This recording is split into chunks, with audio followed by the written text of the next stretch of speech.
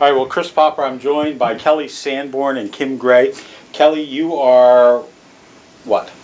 I am a special ed teacher at the high school. Okay. And Kim, you are? I'm the special ed teacher here at Connors Emerson, the middle school. Okay. And we're here because there's a presentation that's going to happen on Saturday, September 16th. Tell us about it. Well, we're lucky to have Jessica Minahan, who's an author who wrote a great book for professionals and parents in how to work with students, children, youth with anxiety and oppositional behaviors, kids who are struggling with mental health issues.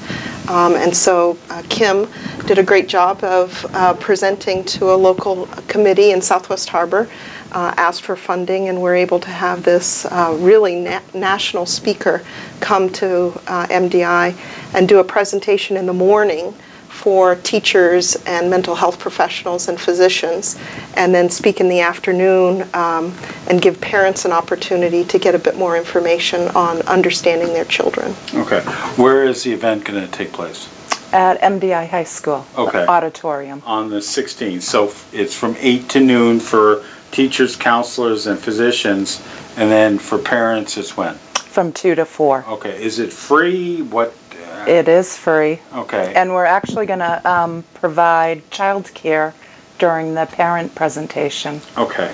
So MDI High School, Saturday, September 16th, and the teachers, counselors, physicians, 8 to noon, and parents 2 to 4. That's correct.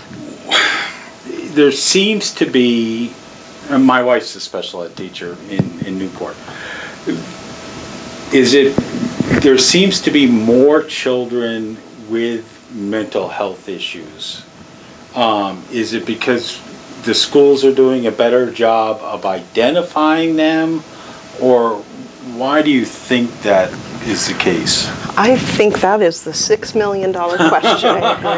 But I feel like our world has become more complicated. And as our world becomes more complicated and the level of stress that our children and their families endure, I think creates an atmosphere where these kinds of issues, anxiety, depression, are triggered, whether they're biologically based or environmentally charged. It's really hard to know, and honestly, it's not the reason behind them that we're so much concerned with. What we're really concerned about is what do we do about it. As teachers, as professionals, we really struggle with the children who come into school and the last priority, it seems at times, is academics. Really being able to control their emotions, manage frustration, and become resilient humans is really a more important priority some days, often days, with the children that we work with. And for children with mental health issues, the earlier that you can identify them and work with them, it gives them a better chance of, I'm going to use the wrong words, of fitting in, but of coexisting. What word do I want? In interacting with others, I guess. Right. Being functional. Yeah, there you go. I think being able to be functional both in school, but more importantly in the long run, to have a life in the community where they can be members of our community, members of their families, members of a workplace, are all real priorities, especially when you're filtering that through high anxiety or depression or some of the ADHD symptoms that we see quite often. All of those issues are not because the student wants to behave in that way, it's that they don't have other ways. And so really helping teachers and professionals understand where those behaviors come from, and that's really what Jessica Minahan is helping us do, both through her written work and this presentation, is helping us take a step back and reframe some of these behaviors, not as purposeful, pain in the you-know-what behaviors that they're trying to make our lives miserable. These kids are suffering, and in many ways their families are suffering because of the level of stress that that behavior causes. And so it's really important to raise awareness of professionals, but also help give us some strategies, some tools. These are things that we don't get regularly in our teacher preparation programs. And so being able to offer this professional development after the fact, when teachers are going back to school, gives us a new set of eyes to look at these kids and the troubles that they're struggling with. These mentally challenged children, or emotionally challenged children, they may not be intellectually challenged. Right. I mean, they may be very highly functional, highly intelligent children. They're just having difficulty coping with their anxiety, coping with their stress. I think there's a whole spectrum. I think that we have many kids along that spectrum of cognitive ability, some who also struggle with academics and some who don't, some who are gifted and talented. And so that dual combination of either struggling with academics or excelling in academics combined with these behavioral challenges create a real problem, not just for the students but for their classmates and for their teachers. Yeah, and I mean, and that's the other thing is, I mean, when you're a teacher and you've got 15 to 20 students, not all of these children may have ed techs with them. Correct.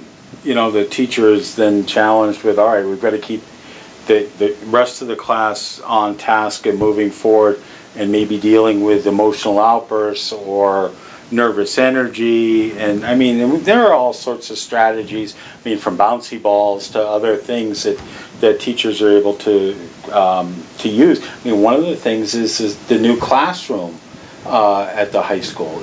I mean, that's designed because of the fact that the students all learn at different levels, and you know, they can be on bouncy chairs, so that way if they need to get some energy, I mean, if my foot starts beating up and down, I mean, that's just a way of not disrupting others. That's right. And there are lots of strategies. Kim uses these every day in her classroom. Absolutely.